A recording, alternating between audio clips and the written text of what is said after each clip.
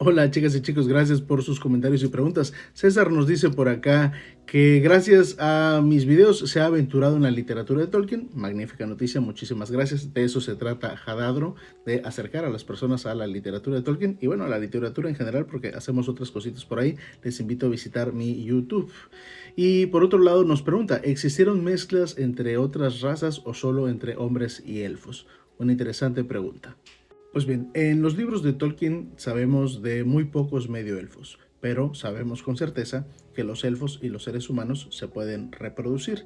Y de hecho, en alguna carta, Tolkien aclaró que los elfos y los humanos, bueno, a pesar de las diferencias que vemos, no pertenecen a especies distintas, sino que son dos aspectos diferentes, dos exploraciones literarias de aspectos diferentes de la realidad humana y que al menos dentro de su mundo secundario, de su mundo imaginario, pertenecen a la misma especie.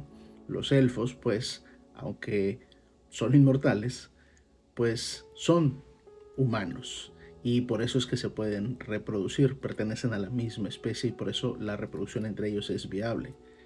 Lo que ocurre con esa inmortalidad es que no debemos buscarla en la biología de los cuerpos, sino en las almas. La explicación no es natural, sino de orden sobrenatural o metafísico, si se prefiere. Un orden, una cuestión que no debe pasarse por alto cuando leemos a Tolkien.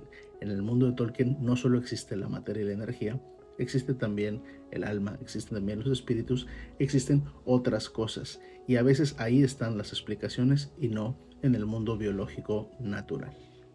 Por cuanto hace a los hobbits, la respuesta va por el mismo camino, aunque no hay ahí sí ningún registro de algún hijo entre hobbit y humano o hobbit y elfo. Los hobbits también son humanos, son una versión diferente de los seres humanos. Por cierto, valdría esto también para los Druedain, los hombres Pukel que habitan en las montañas blancas.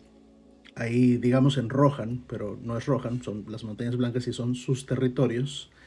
eh, pues estos Druedain pues son otra variante de seres humanos, no son una especie distinta. Lo mismo ocurre con los hobbits. De nuevo, no tenemos registros ni noticias de que un Druedain se haya casado con un ser humano y que haya resultado, que pues, sería otro ser humano, pero sería una posibilidad plenamente concebible dentro de lo que nos está dado en esta literatura. Si un hobbit tuviera un hijo con una elfa o un elfo con una hobbit, pues lo que tendríamos sería un medio elfo, uno muy chaparrito, pero un medio elfo al fin.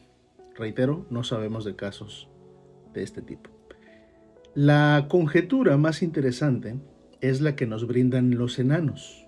A diferencia de los humanos y los elfos, en todas sus versiones, que son una creación directa de Ilúvatar, una concepción de Dios integrados al mundo por su voluntad en el momento que Él lo decidió, los enanos no fueron hechos directamente por Ilúvatar, sino de manera indirecta. Fueron concebidos por el Vala Aule y él los diseñó en parte con sus recuerdos de cómo les había plantado antes del tiempo Ilúvatar a los Ainur, cómo se desarrollaría la historia del mundo y lo que habría en él, y en mayor medida con su imaginación.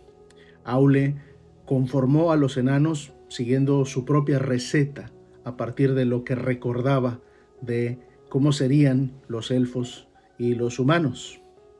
Entonces, como su receta es diferente a la de Ilúvatar, a pesar de que Ilúvatar luego los adoptó y los enanos originalmente eran solo muñecos que dependían de la atención de Aule, y fue Ilúvatar quien los infundió con el fuego secreto, con la llama imperecedera y los convirtió en seres autónomos, en personas.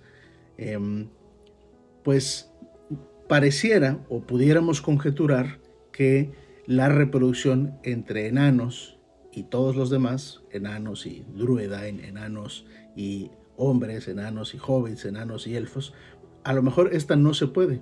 No tenemos noticias de parejas de este tipo. Recuerden que Tauriel y Kili no es canon, es algo que se creó para las películas de Peter Jackson, para las adaptaciones del Hobbit. Entonces no tenemos noticias de parejas entre, por ejemplo, elfo y enano, y muy probablemente esa reproducción no sería viable porque, reitero, la receta con la que fueron hechos es distinta a la que se utilizó para los demás.